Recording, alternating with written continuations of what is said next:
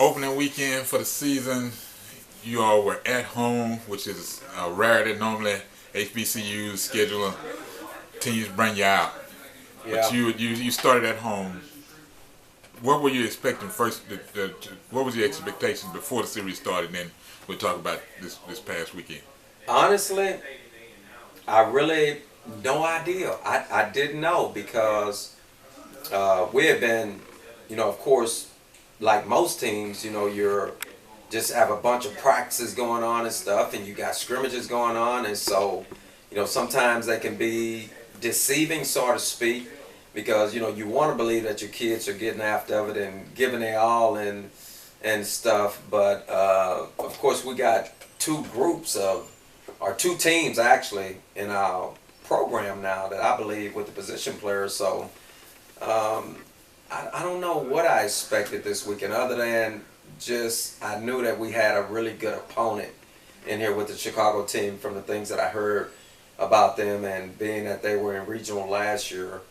And of course Friday night I thought was phenomenal.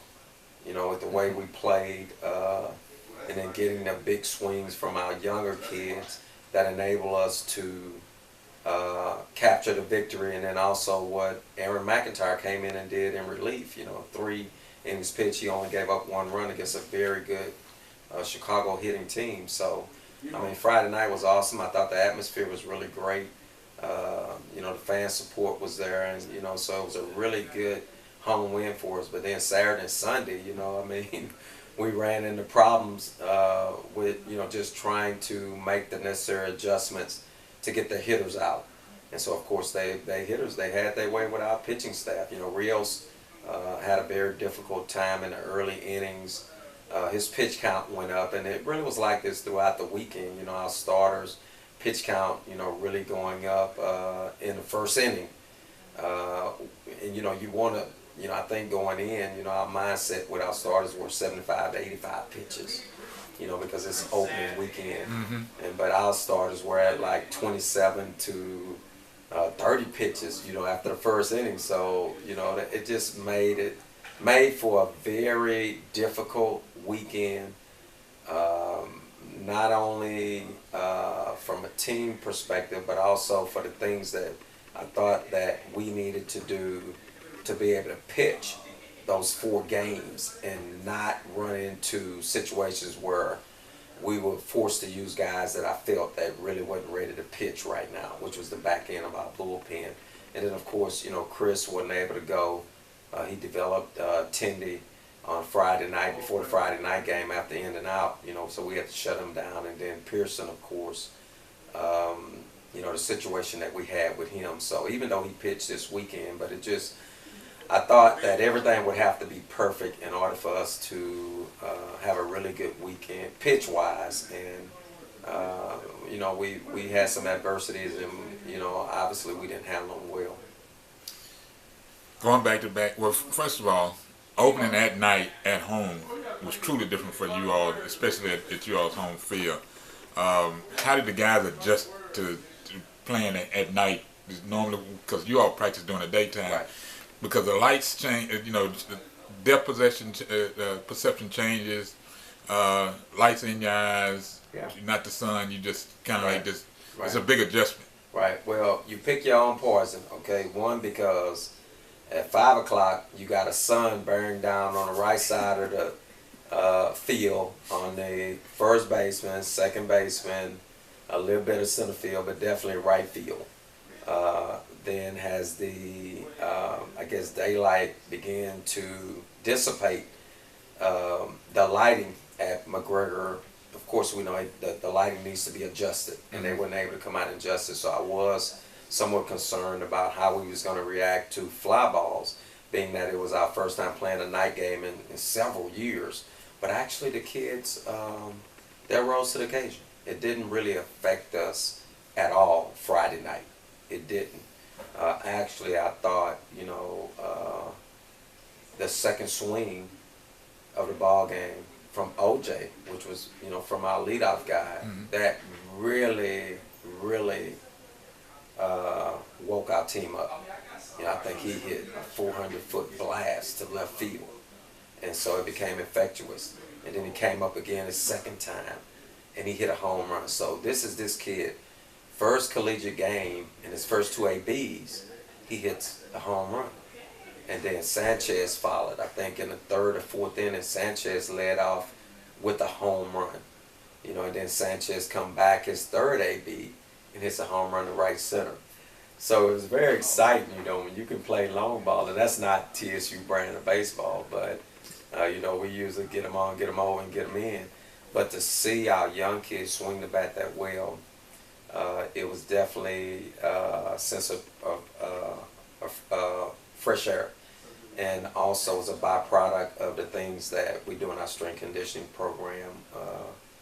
And of course, we changed so many things in the program over the last couple of years that I think it paid dividend over the weekend. Even though we suffered, we gave up a lot of runs, but I thought we swung the bat okay, you know, for the opening weekend. And I have to believe that down the line that we may have something special if we can continue to hit right and learn exactly how to and understand about making adjustments and stuff. We could have something special in here. Now, I think from a standpoint on the pitching, the things I saw this weekend are things that are fixable. You know, like pitching inside more, getting ahead in the count more, you know, inducing contact and being a ground ball staff, which we need to be, especially on our home field, which is a hitter's ballpark. So all in all, you know, even though we lost 3 games, I take it as a win, because for me it's like we had 5 weeks worth of learning that happened in 1 week, because all the adversities that we encountered with the Chicago team, it just put a whole different spin on everything. And for me, a lot of the things that we have been saying leading up to and stuff, I think some of the kids will start to buy in to what we're trying to do with our systematic approach of what we need to do here at Texas Southern in order to be a successful program. One of the other things that I know the guys really had to adjust to was short time recovery. That's something that normally doesn't happen in HBCUs, where you've got at least 12 to almost 24 hours before you start the next game. Right. But with a 4-game series, you start on a Friday night, then you got to go back the next day in the middle of the day. So now you turn around, it's basically not just cut in half, but almost to a quarter or a third. Yeah, you're right about short time recovery, because I don't even think we had 8 hours between Saturday, the time we left there Saturday night and had to be back up there Sunday for a noon game. I don't even think we had 8 hours to recover, because we stayed out there so long. And of course we had the situation with the light. So it made for a really long day on Saturday, and then of course they put up 44 runs on us on Saturday. And then we had to be back at the ballpark at 8 o'clock on Sunday. But we've dealt with that before with our off-season program, because of the way that we have to do things the Division I way with our strength conditioning classes, study hall, and all that. So that didn't affect us as much. And then the other thing that I think that's going to be really good for us is that we now have depth in our program. You know, whereas normally we would have maybe 28 to 30 kids, we have 35 kids. So that helped us, you know. And of course, you know, I would say 33 to 34 of our kids played this weekend.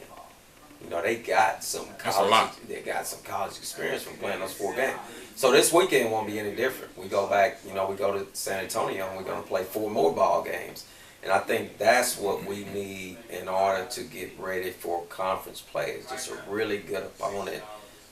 If I could have, I would have probably bought them lunch, because I gave them a sack of water or something, because they were like the perfect opponent for the opening weekend in terms of where we need to be from a mental perspective, and then where we need to go to bridge the gap between where we at right now and try to get to be a regional foe down the line. You just took me to where I want to go. This upcoming weekend series on the road, UTSA. What do they present, and we'll finish out? Well, you know, Bradley, we'll start off on Thursday playing a really good Bradley ball club. They have a really good baseball tradition there, a regional team, so they're going to be tough. and then we'll play Gonzaga. They're a very good defensive pitch, well-pitched team, well-coached team. So that's going to be another tough opponent. And of course, Notre Dame. Notre Dame is a very good, tough ball club. So here it is again. We got 3 really stiff opponents, and Incarnate Word, they're going to be no different. You know, they're going to be tough also for us. So, you know, we relish the opportunity to get better as we go along, and this is what, you know, we signed up for. We're a Division I program, and we've been working really hard, you know, to get things right in here from a pitching perspective, what we're doing with our defense communication, and of course our offense communication, of course our strength conditioning program. So all these things will play a factor in moving forward, and you know, this weekend, and of course the weekends to follow also. You know, and of course we're going to be playing DBU within the next couple of weeks, and then of course down the road University of Houston is going to be a tough opponent for us too. So all these games will help prepare us, but all in all, you know, these games will make us better and more competitive once we get in conference play. Is there anything else you can think of? We close this out on the first weekend, opening weekend recap. No, other than, you know, we had peaks and valley. I think that's for most ball clubs. You know, it's opening weekend, and the way we, because of the format change when we went to squeeze the season in like 12 weekends or so instead of 13 or 14 weekends, you're not going to really see your ball club there, you know, for the first 2 or 3 weekends. It's going to take some time. So, you know, I'm just constantly reminding our kids and the coaching staff to be patient with the pace of the process of everything what we're doing. And that's baseball in itself. You know, it's not a sprint, it's a marathon. So, you know, all in all, overall, I hope that our kids will buy into the things that we're doing, and that we will continue to coach them the way that they need to be coached in order to have the opportunity to play this game the right way. And this is Jerry Lee Woodley Jr., College Sports Report. I'm on the campus of Texas Southern University talking to head baseball coach. Is it baseball coach or manager on this level? Baseball coach. All right. Micheal Robertson. Thank you for your time, sir. All right, thank you. All right.